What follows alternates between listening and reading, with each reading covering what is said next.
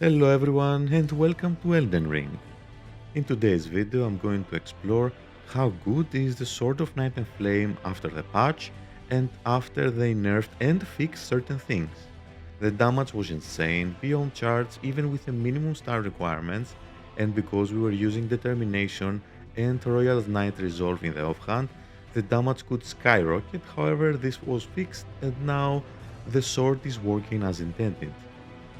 I have tested the skill against similar bosses with or without vulnerability to fire, and the results are around half or less than half the damage. So overall, is it worth it to run the Sword of Night and Flame after the patch?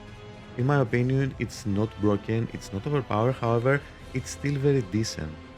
But I would recommend to focus on either side of the sword, either the fire or the magic side. In case you're not familiar, the magic side scales with intelligence and the flame side scales with faith.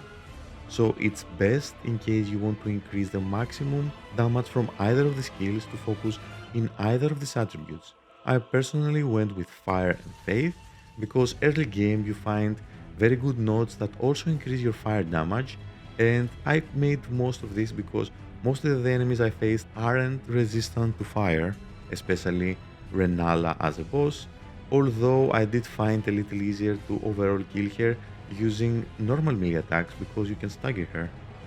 Of course, in late game, as you gain more levels, you can balance things out a little bit in case you are interested in using both skills. However, in my opinion, for early game I do recommend to focus on one side. In case you want to know how to make this build fast, feel free to stick around and see the complete guide from the video, focusing on the fire side.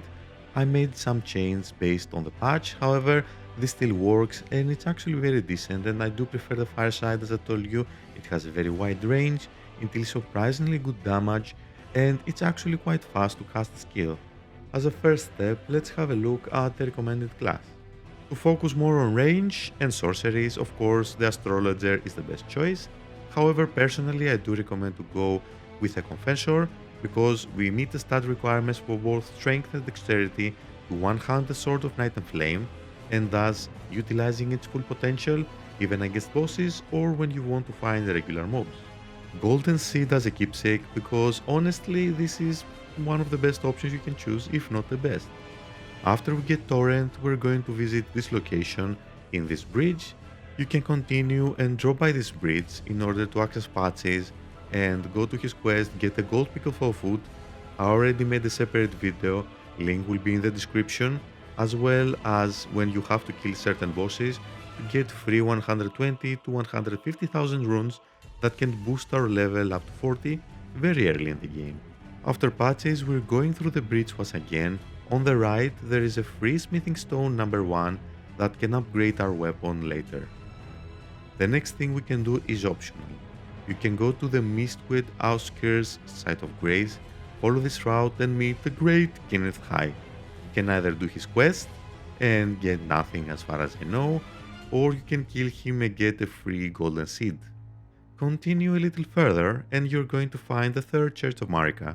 There is a secretaire, wondrous flask, and access to the bosses that are going to give us free runes, as well as one of the most crucial items I do recommend. In this location, in the Ziofa River well, there is an elevator that goes to the below level, and there we can find the Marika's Scar Seal that further increases our intelligence, faith, mind, and arcane. 3 of those stats are relevant, it's one of the best and recommended talismans. I made a separate video how you can access it even as a starting class because we don't actually have to fight any enemies to get it. Going to the third church of Marika, to access the bosses, get the free runes, and level up, feel free to check the video in the description for more details.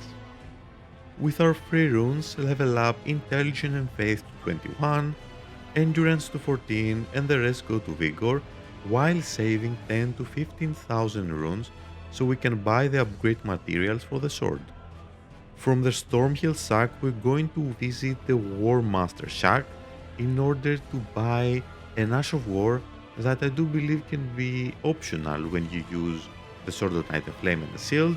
It's the no skill. In case you apply this to your shield, you don't have a parry, you don't have a skill, and while using a shield and the sword of Night and Flame, you will be able to use the skill of the sword instead of the shield. The next Ash of War is quite important and highly recommended. From the Warmaster Shack, follow this road, go up the hill and find the cavalry, kill the knight, and he has 100% chance to drop the Golden Vow Ash of War. We have to move further in the north, and from the Academy Gate down, follow this route and go to this gateway, and we're going to save a lot of time when we need to visit the Big Fertile Giant, that we can purchase the upgrade materials for the sword, and after that we're also going to get the sword. Follow this route, stick to the left to avoid the enemies. You can either jump from the cliff or use the illusionary wall by attacking it. However, if you do that, be prepared that you will have to face certain spellcasters. Before you proceed, just buy at least one Sombering Smithing Stone up to level 4. If you already have someone you find, don't bother buying, you need only one stone per upgrade. Use Torrent to avoid the defensive magic and rush towards the next site of grace that is very close by to the sword. Inside Keria Manor, be very careful, there are some powerful enemies. You have two options, go to the left, avoid going on the grass. As you can see down, there are traps with hands buried in the ground and they can grab you and kill you. Either go and use the rocks because they're not buried under the rocks, or use the main road. It's a little risky because you will draw some aggro, but it's up to you. I do recommend to go from this route using these rocks. I did find it a little safer as long as you don't touch the ground and risk aggroing the enemies. We go to the second floor and grab the safety site of grace because the next part can be a little tricky. It's safer to run past all the enemies because a lot are going to spawn. Just follow the route I'm going, jump from this specific section and you will be able to survive. Rush and drop down the stairs in order to avoid some aggro or range attacks. Heal up when you're downstairs because there is located the Sword of Night and Flame in the chest. Don't forget to open the door for later to have access to another sword card just in case. At this point we can upgrade our weapon up to +4, and there is one easy location for a smithing stone number 5 to get it to +5. You use the talisman in order to get the minimum requirements for intelligence and faith in order to one-hand the sword. So let's have a look where we can find the +5 smithing stone. Next up we're going to the seaside ruins and to one of the underground areas. There is a chest that can teleport us to the desired location. Be very careful, there are a lot of rats down there and I do recommend to kill them before you try to access the chest. We're going to teleport in the Celia Crystal Tunnel and there is no way to fast travel until we either kill the boss or escape manually, so we're going to go stealth and escape to avoid all detection.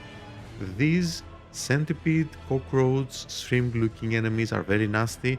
They have a very hard to avoid range attack. I do recommend to avoid everything and follow the exact route I'm following in order to go to safety as fast as you can. Don't forget to rest at the site of grace, otherwise you won't be able to fast travel when we find the smithing stone number 5. Stick to the right, follow this route, it's pretty simple. Avoid any exploders on the ground, these are the only minor threats. You don't have to attack the enemy that is this giant ball. It won't attack you unless it's provoked, so take the smithing stone and get out of there. Now that we have our weapon to +5, we need a few more things to complete the build. 2 daggers is what I recommend to equip the Ashes of War because they're the lighter and easy to use. One you can find from the Twin Husk Maidens in the Round Table Hall, or you can farm 2 of them by killing these foot soldiers over and over again. They have a chance to drop it and I did manage to get 1 dagger after 5 to 10 minutes. For a better early armor you have 2 options. You can either purchase the Knight set from the Twin Husk Maidens, however if you don't want to invest any runes, the Royal Armor Remains is a very decent armor in case you like the look. This is the armor for you, very easy to take and the defenses are very decent even while reusing the Marika's Talisman. There is a link in the description how you can easily obtain this armor even in the beginning of the game. For the second talisman I do recommend the Erdre's Favor for raise for hit points, stamina, equip load, or the Blessed Druid Talisman with the Eldritch Favor having a small advantage for the stats we need, especially if you go with the variety I'm going for melee. You will find a link in the description how you can easily obtain Eldritch Favor. I'm using the no skill Ash of War just in case I need to quickly use the Night and Flame sword skill to finish off a few enemies. I have an upgrade in the finger seal because the incantations I'm using don't gain benefit from upgrades. Golden Vow Ash of War on the right hand dagger. For the Wondrous Flask I'm using the Flame Shrouded Crack tier and the Faith tier in order to increase the flame side of the sword to maximize the fire damage in combination with one incantation, Flame Grant Me Strength. You can get the Wondrous Flask upgrade near this side of grace from the Road View balcony after following this route and killing the boss. For the Wondrous Faith Note, go to the Church of Pilgrimage, follow this route, ignore the flowers because you can easily find the note on the ground, pick it up and run away. You can find Flame Grant Me Strength very close by to the Fort Gale north side of Grace. Go to the right, follow this route, ignore all the enemies and be extra careful about the wagon-like enemies because they can pincher you, but don't worry, you can just run inside, pick up the incantation and run away. Now you can maximize your damage against bosses while using the following rotation. Optional first to use the Spirit Summons, use the Wondrous Flask, equip the right hand weapon and activate Golden Vow. Equip the Sword of Night and Flame and use Flame Grant Me Strength incantation. The damage you're seeing is with a minimum requirements with a +5 Sword of Night and Flame. The higher you increase your attributes, the higher you upgrade your weapon and attributes, as well as finding more items to the game, the more damage you're going to do with the skill. So for the next upgrades, I do recommend to go 20 Vigor and a little bit increase your mind and endurance before increasing your intelligence and faith. And that was it for today's video.